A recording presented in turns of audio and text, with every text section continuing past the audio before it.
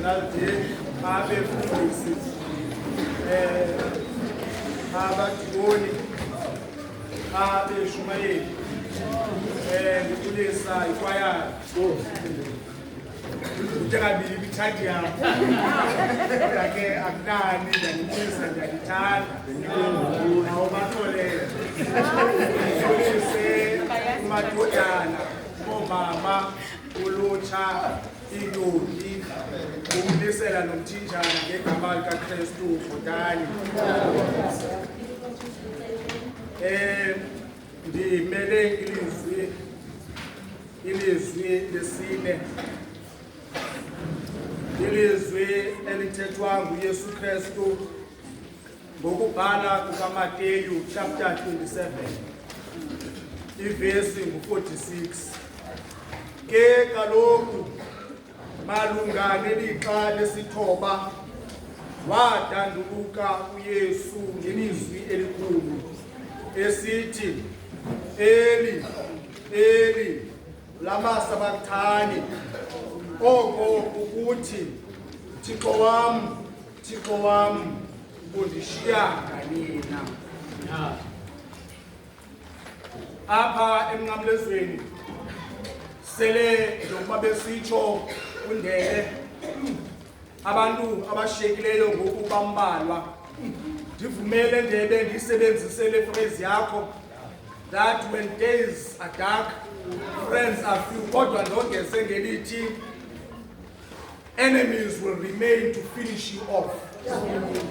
Ngoba ngoku kushiyeke enemies nethi zikaYesu Kristu. Kodwa ithi le vesi, kwafika isithokothoko sobumnyama emveni kwelixa lesithandathu. Uxhonywe ngo-12 o'clock uYesu Kristu, okanye uqale obumnyama ngo-12 o'clock, balasta iiyure ezintathu.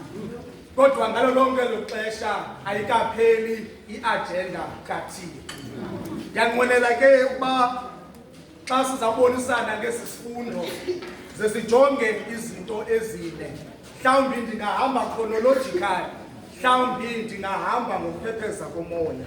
Esi sifundo sisibonisa mhlophe into yokubana uYesu wathetha la mazwi motivated by the physical as well as the mental agony ayivayo uYesu Kristu. Mhlawumbi okwesibini la mazwi athethwa nguYesu kule ndawo ayi-commentary about the magnitude of sin.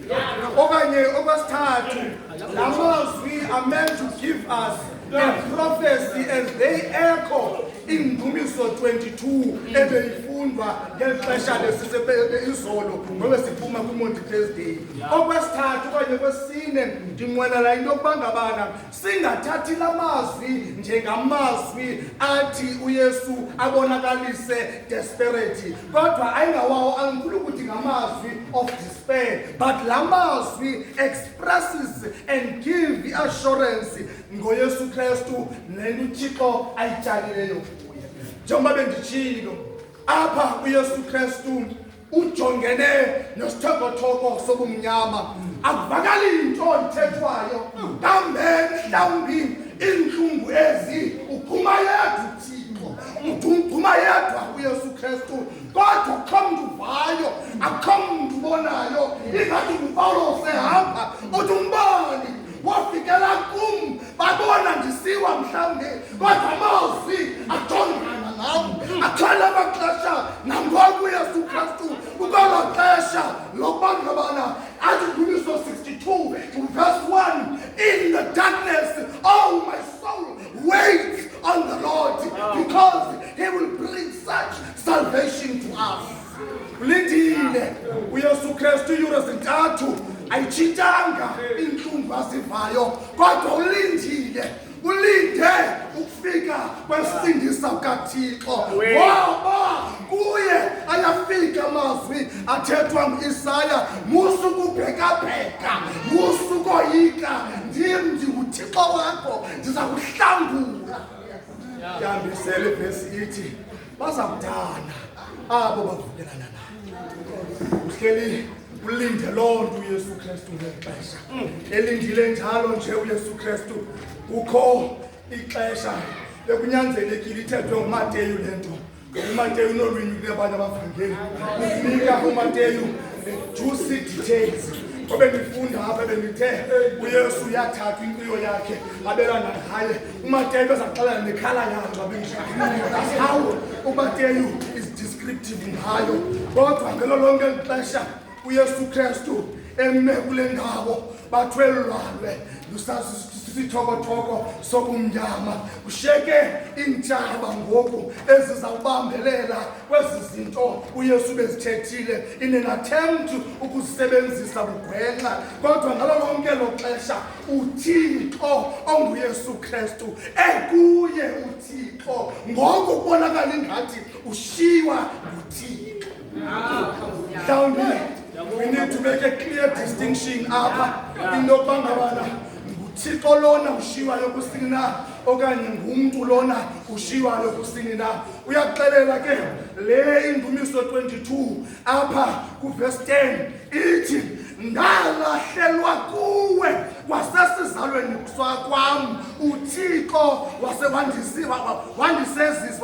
wandisisa ezulwini wandibeka esiswini sikama. uYesu apha refers into yokuqala uThixo as ubawo njengofadha. Kodwa kulo mzuzwana uthetha noThixo as uThixo because he acknowledges into yokubana wehla eyinyama wazalwa yintombi enkulu wangumntu. Ngoku ufikele ixesha lokubana abe ngulo mntu ubiza kuThixo wakhe. Uyambiza akambizi kanye kodwa umbiza kabini. But the English usebenzisa umayi. Thixo wam undishiya ngani na. Kambiza uThixo in your darkest hour. Sebenzisa ithuba longena kwi-darkest hour yakho uconnecta noThixo. Mhlawumbe sisifundo xa besijongile abantu bathi sisifundo of separation ukumka kaThixo emntwini wakhe. Kodwa uyambiza kube nebango ngoThixo. My God unshiya ngani na because uyazazi yena into yokubana unguye. Noba uzelwe noba uzelwe intombi uMaria, but for the fact that uzokuzalisekisa ekuthethwe nguThixo uthunyiwe nguThixo uyamclaima uThixo. Claim God. Claim uThixo even in your darkest hour. Because uThixo wakho noba kumandi noba kubi uThixo wakho noba kunjani na. Uthi why have you forsaken me?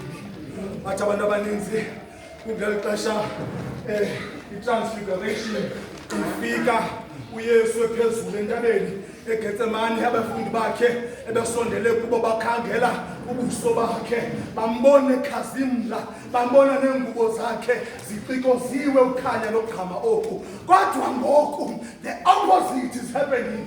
The transfiguration ebesenziwa incarnation uThixo. Kodwa ngoku kufika ixesha lokubana kushiyeke uThixo.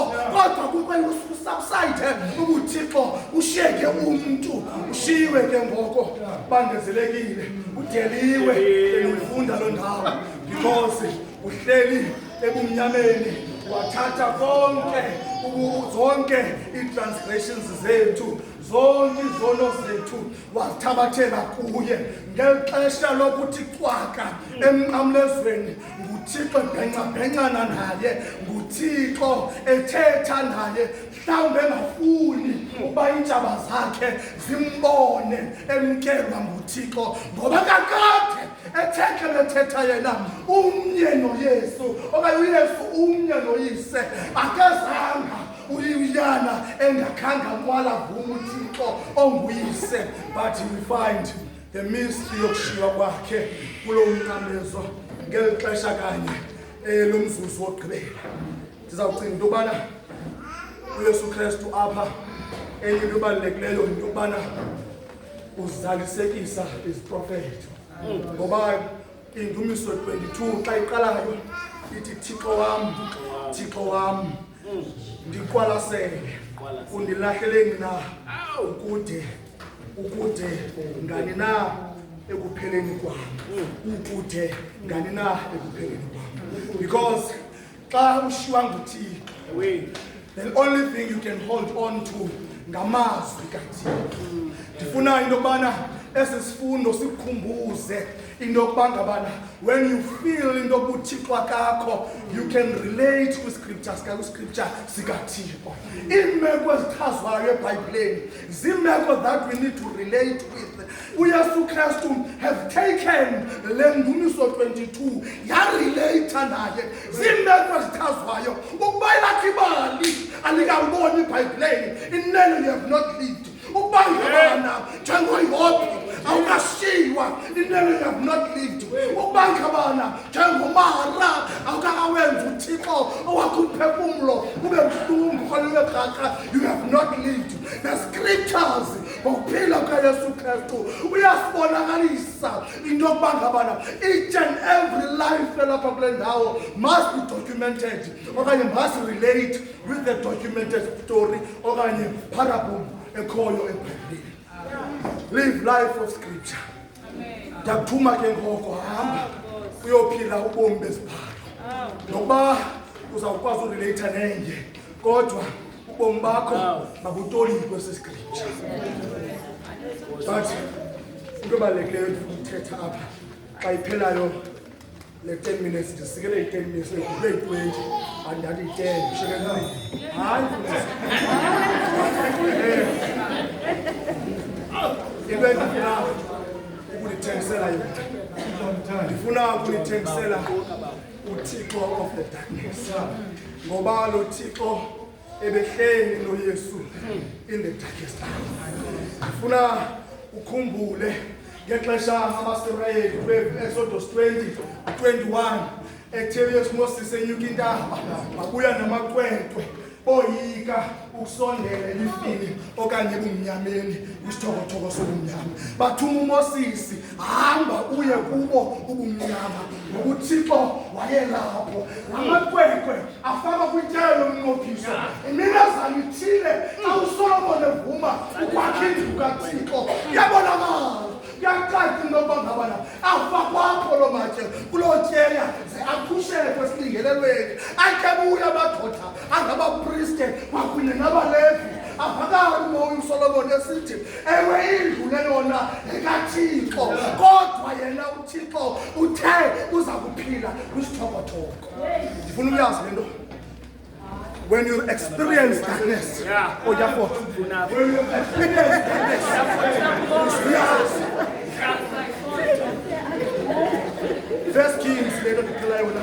First Kings chapter 8 verse 12. uThixo uhlala ebumnyameni. Okanye uThixo wobumnyama uyohluka uThixo wokhanya. uThixo wobumnyama uyohluka uThixo wasebusuku. Ubumnyama buyakwazi ufika kazi kusemini.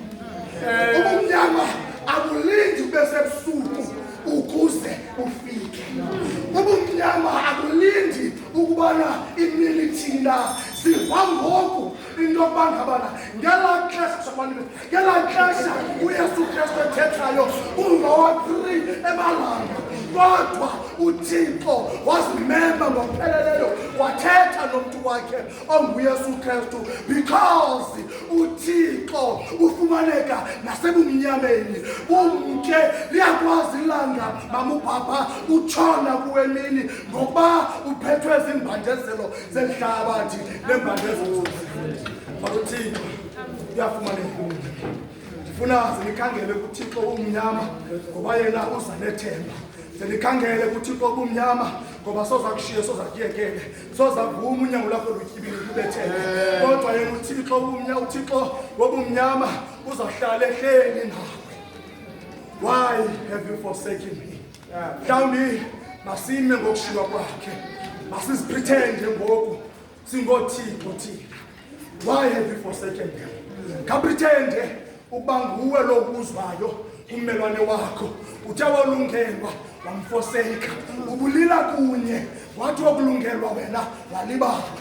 Ngasibuze njengoba na unguThixo Why have you forsaken your neighbor? Utheni le nto uqaqamba kuphakama wena kodwa ulibe nengane. Uthi uYesu ikulo uYesu noJesu undithumile ukuba ndiyobalanda. Why have you forsaken your neighbor? Utheni le nto wabalapha wena uthanda ukuthi makwehlabanye abantu ukuze kuphakame wena. Why have you forsaken your neighbor? Bayaphulukana abantu nobomi babo kodwa thina njengabantu abangamakholwa we have forsaken them. Sabathatha and casted them to the darkest corners of earth. Kodwa nabalulekileyo kazikhumbuze into yobana unoxanduva yokubana ubaqokelele bonke ungabafoseki kodwa ngalo lonke loxesha uyenze loo nto uncedwa nguThixo ongumnyama. Ngamelo Yesu lonyana wengcwele. Amen.